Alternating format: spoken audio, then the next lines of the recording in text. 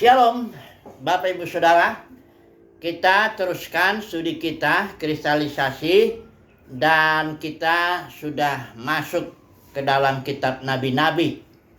Jadi kitab Ester sudah kita selesaikan dan kita saat ini belajar tentang Nabi-Nabi.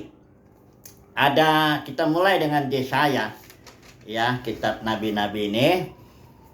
Dan Bapak Ibu Saudara, kita harus memahami juga, ya, suara kenabian ini, ya. Jadi suara kenabian ini bukan biasanya, memang pada umumnya itu mereka berbicara, nabi-nabi ini, untuk situasi saat itu, ya, kondisi saat itu mereka bicara, ya. Nabi ini di zaman yang lalu disebut pelihat, ya.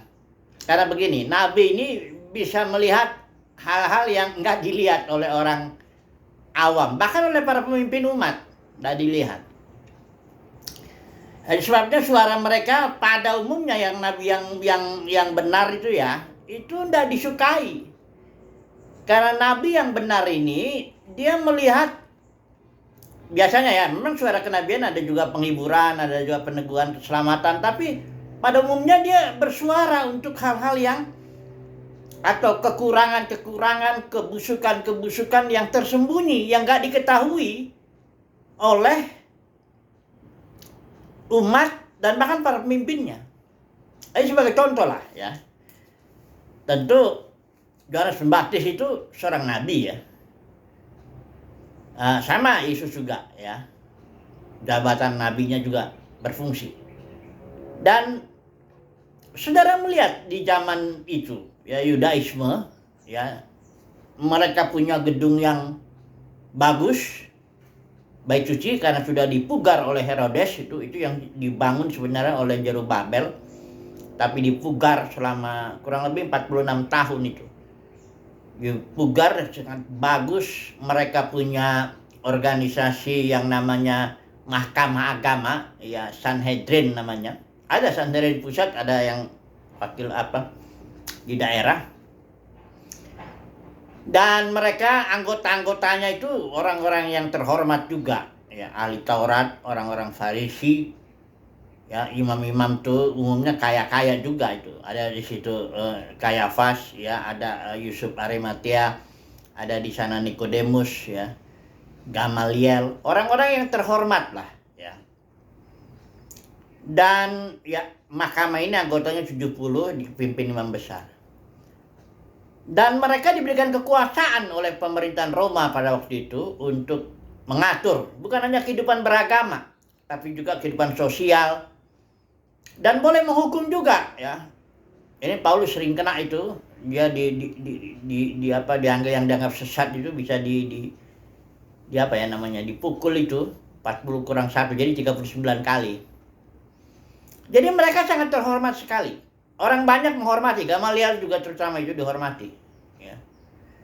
Nah, tapi Yesus dengan Yohanes Pembaptis ini mereka pelihat, berfungsi sebagai kenabian, melihat.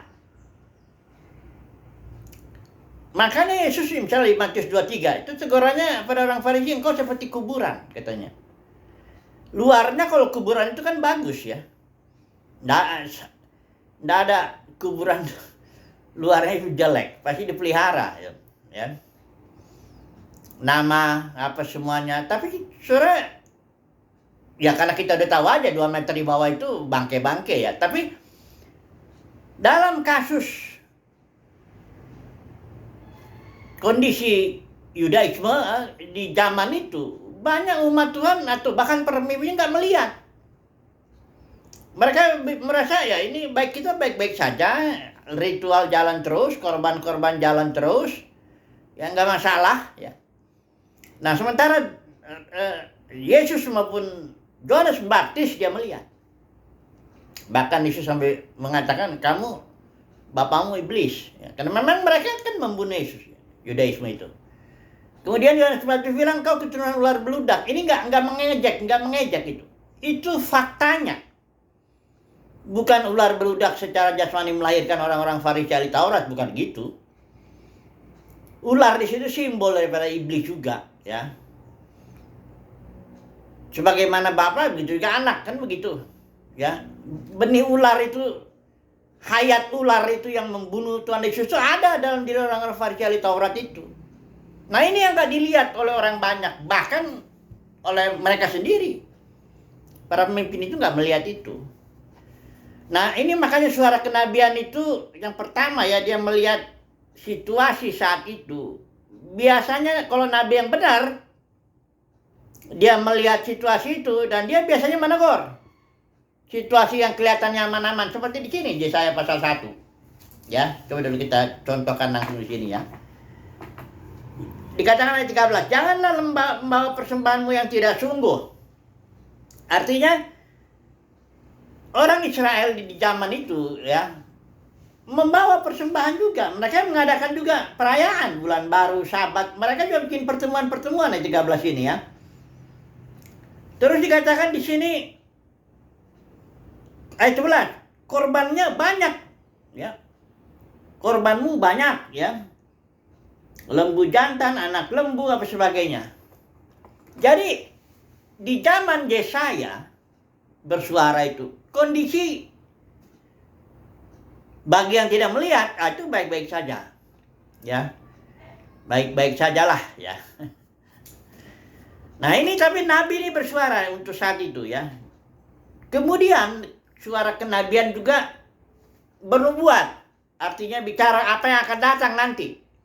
Biasanya terkait dengan kondisi sekarang. Kalau engkau begini dan kau pertahankan ini kondisimu, engkau akan dibuang. Ini kasusnya dalam kitab Yesaya ini. Israel ini sebenarnya Yesaya ini melayani, masih ada Israel kerajaan utara, tapi kemudian dibuang, ya, tahun 722 sebelum Masehi, dan Yesaya terus melayani karena ini kan 100 tahun, masih lebih 100 tahun kurang lebih lah. Kerajaan Yehuda yang selatan itu masih ada. Di situ Yesaya melayani. Jadi udah dinubuatkan juga, ya. Yesaya melihat situasinya, kondisinya, dan kalau ini bertahan, tidak ada pertobatan, akan terjadi pembuangan. Nah, makanya suara kenabian itu dia bernubuat. Kemudian suara kenabian juga menunjuk kepada Kristus, Sang Juru Selamat itu. Nanti kita lihat, ya, di kitab Yesaya ini. Ada 4 ini suara kenabian. Yang pertama, dia melihat kondisi zamannya. Kedua, dia menubuatkan sesuatu ke depan, ya. Biasanya terkait dengan dosa-dosa yang sekarang ini kalau nggak bertobat. Kemudian dia menunjuk, suara kenabian itu menunjuk kepada Yesus Kristus, ya. Dan bahkan melihat ke depan kepada langit dan bumi yang baru, mentok. Ya, Bapa menjadi semua dalam semua. Nah, ini aja kita akan melihat suara kenabian, ya. Jadi dalam mempelajari suara kenabian, khususnya nanti kita Yesaya ini, ya, kita harus melihat bahwa dia, kalau seorang nabi bicara, itu biasanya 4 hal ini bisa terarah ini kepada kondisi saat itu, kepada nubuat, prediksi ke depan, kepada Kristus Yesus, dan atau langit dan bumi yang baru, ujungnya sana. Nah, kitab Yesaya ini ada 66 pasal, ya. Nah, seperti biasa saya membaginya selalu dengan prinsip trilogi. Mengapa demikian? Ini prinsip trilogi ini sangat-sangat membantu saya untuk memahami Alkitab ini, ya. Trilogi itu prinsipnya ada di dalam Amsal 22 ayat 20 kalau bacanya terjemahan yang ini. ILT, kalau dalam LAI tidak kelihatan dia prinsip triloginya di situ. Lalu saya baca yang ILT, ya. Amsal 22 ayat 20. Bukankah aku telah menuliskannya kepadamu 3 kali dengan nasihat dan pengetahuan. Dikatakan ayat berikutnya, untuk membuat engkau mengetahui kebenaran. Jadi Alkitab mengatakan bahwa kalau Alkitab berbicara tentang kebenaran, supaya kita mengerti kebenaran, dia bicaranya 3 kali. Ini istilah 3 kali ini kenapa banyak nggak diterjemahin? Sebenarnya ada istilah Ibrani shalos yang artinya 3 kali.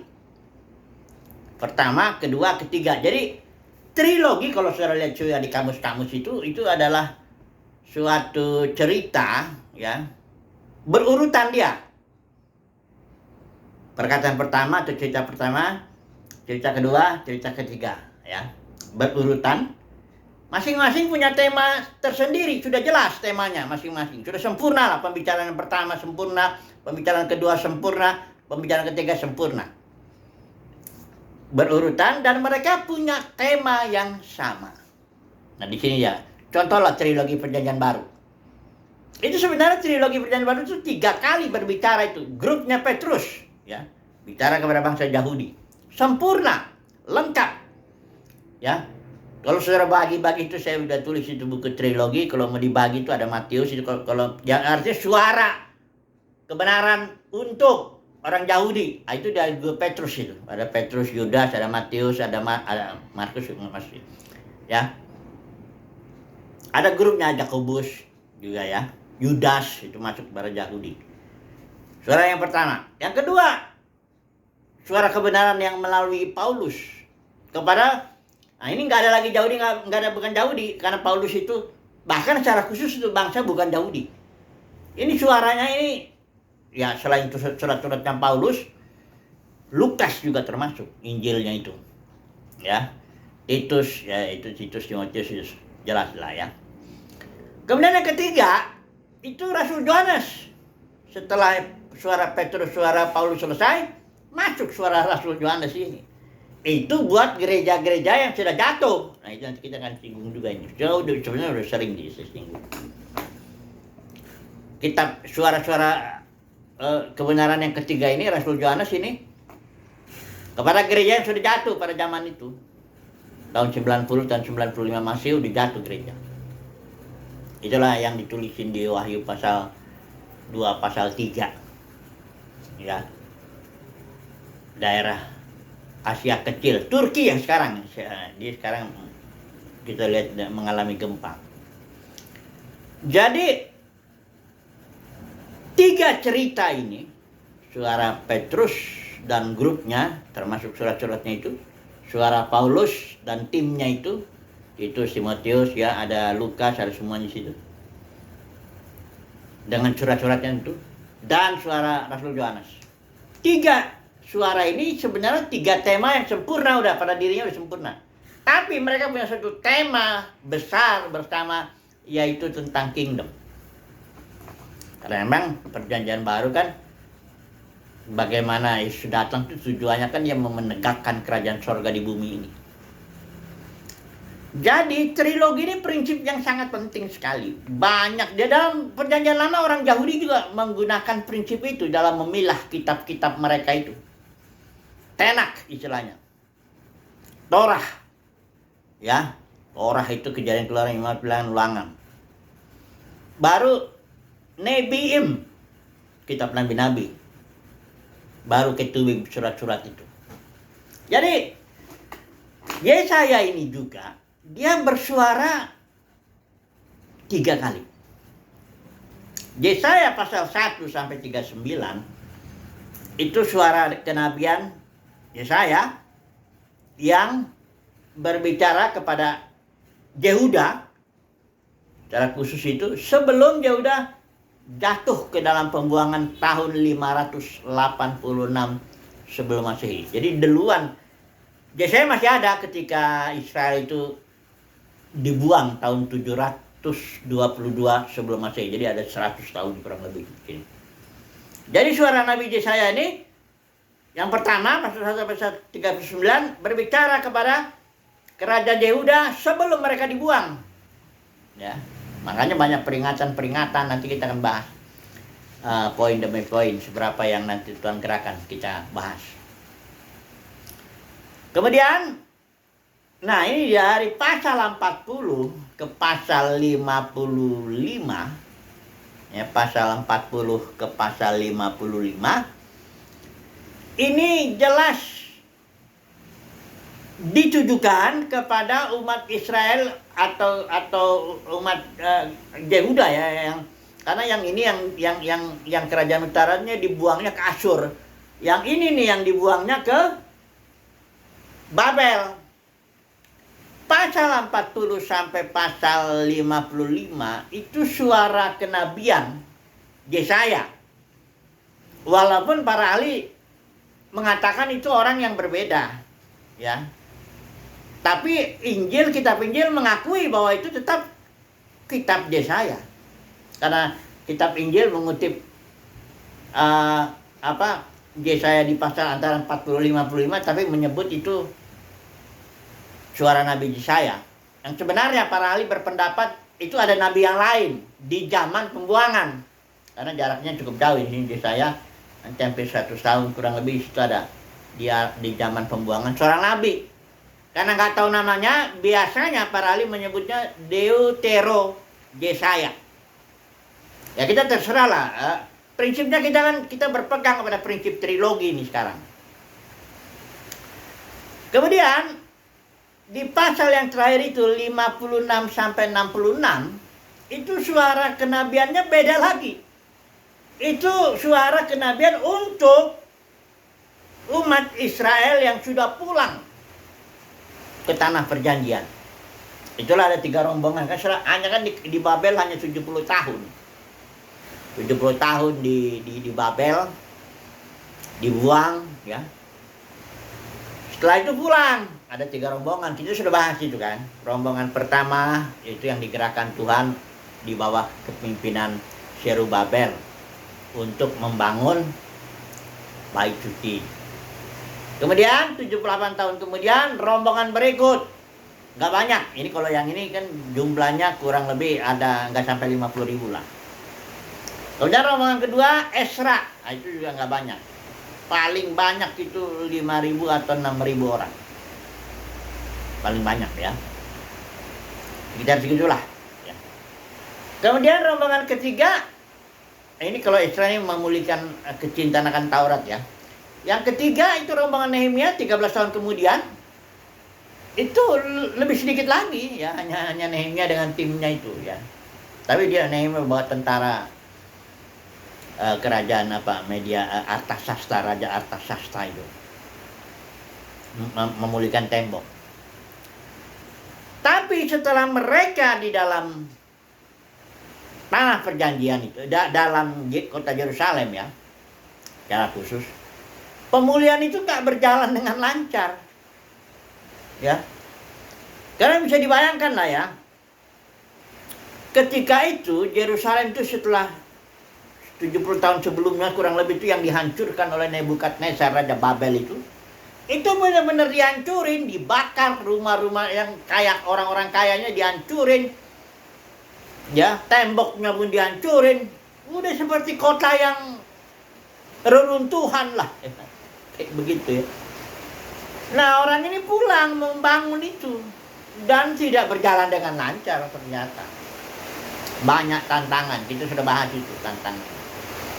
Nah, untuk menguatkan umat Tuhan yang pulang ke Yerusalem itu, yang membangun kota Yerusalem. Nah, disinilah suara kenabian Yesaya yang ketiga ini, yang dari pasal 56 sampai 66. Dia bicara meneguhkan ini. Nabi ini namanya juga nggak tahu, tapi banyak para ahli menyetujui ini nabi ini adalah muridnya nabi yang kedua itu. Jadi Yesaya 3 ini murid daripada Yesaya 2 karena suaranya seperti nyambung lah. Ya. Dan para ahli sering menyebutnya ini Yesaya yang ketiga ini dengan nama Trito Yesaya. Jadi ada 3 suara dalam kitab Yesaya ini.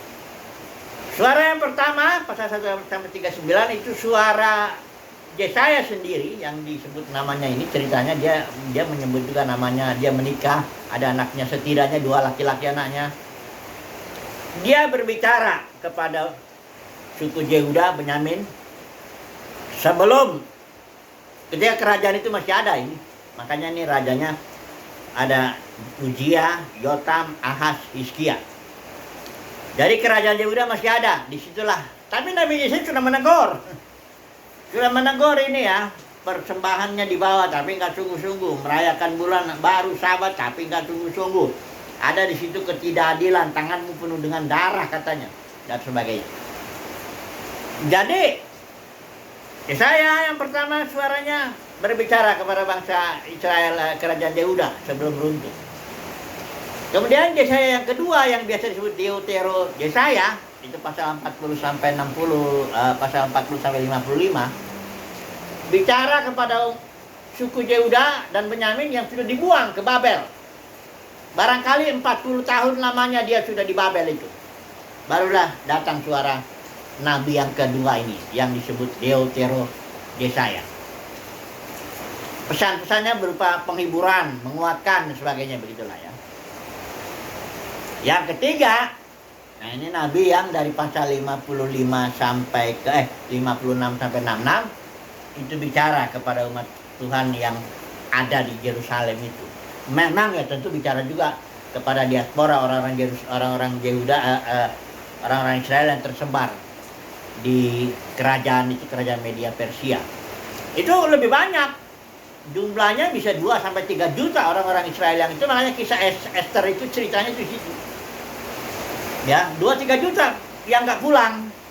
Sementara yang pulang ini ya yang berapa orang dari dari Zerubabel aja hanya 50.000, dari Ezra ya kira ini 56.000, yang nggak sampai 60 lah.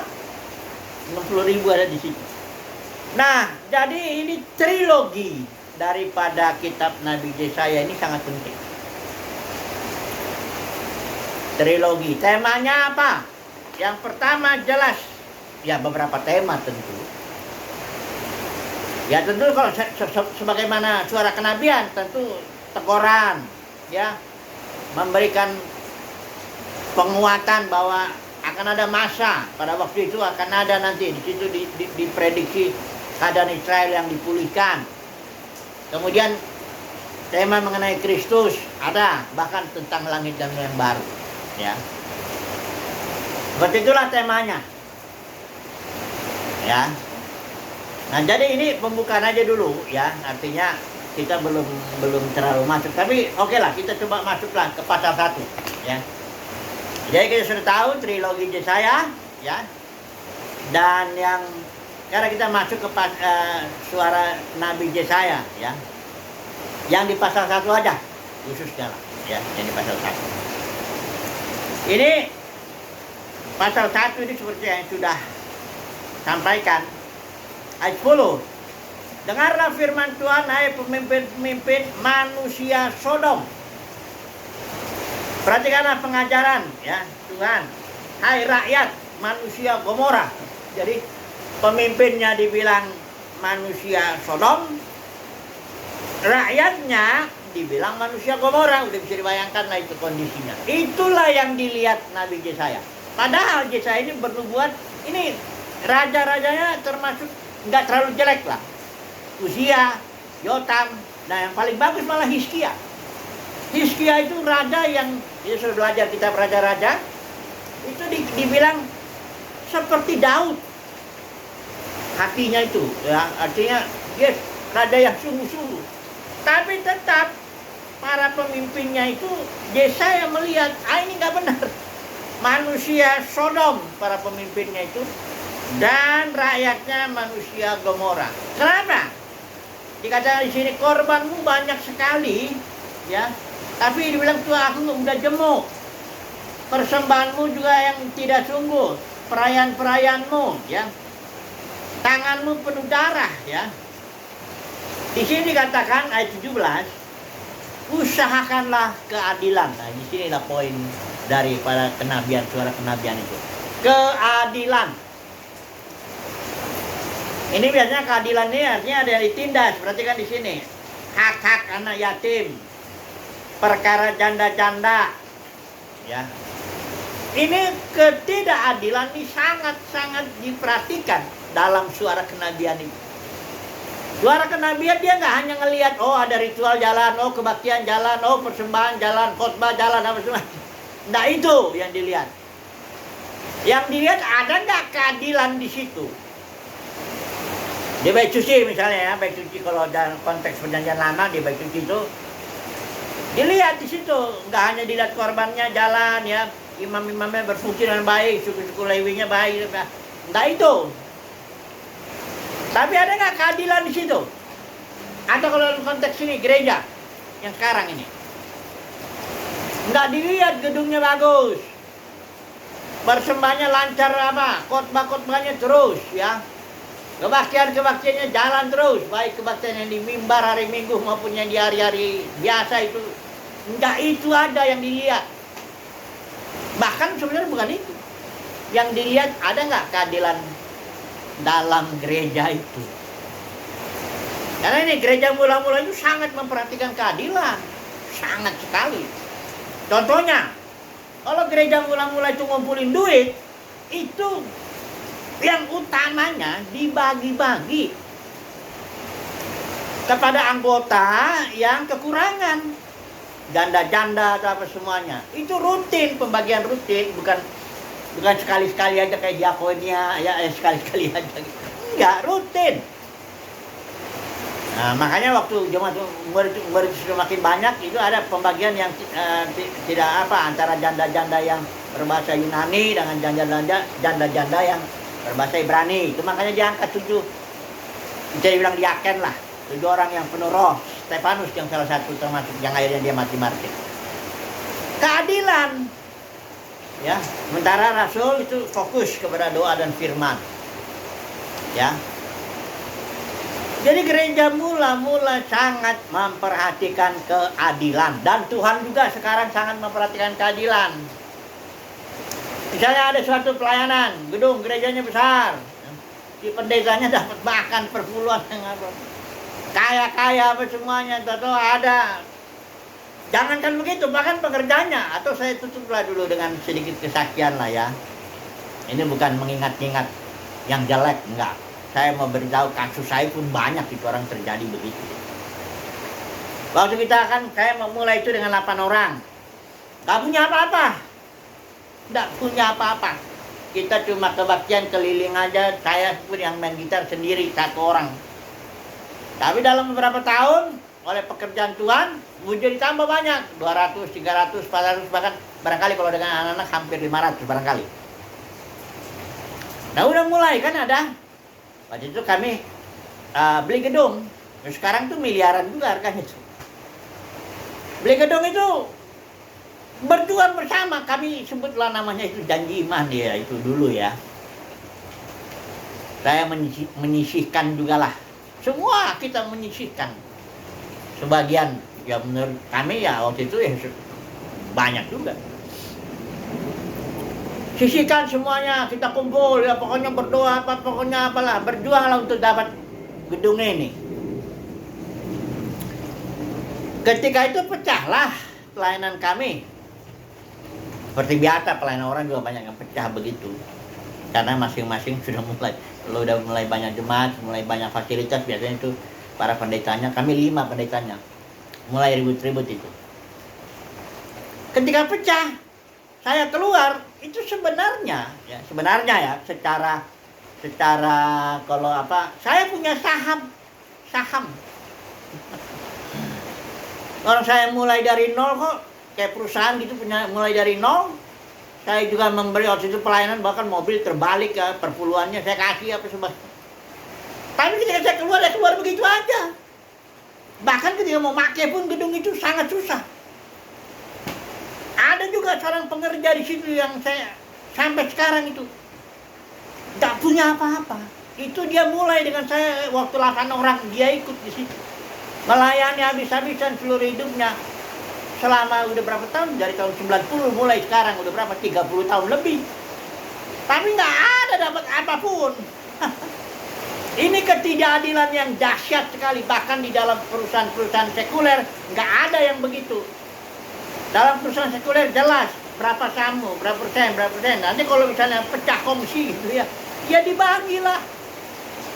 Kalau ini enggak, ya, akhirnya saya bilang, yang ketidakadilan yang kayak begini nih, ini sangat diperhatikan dalam suara kenabian ini.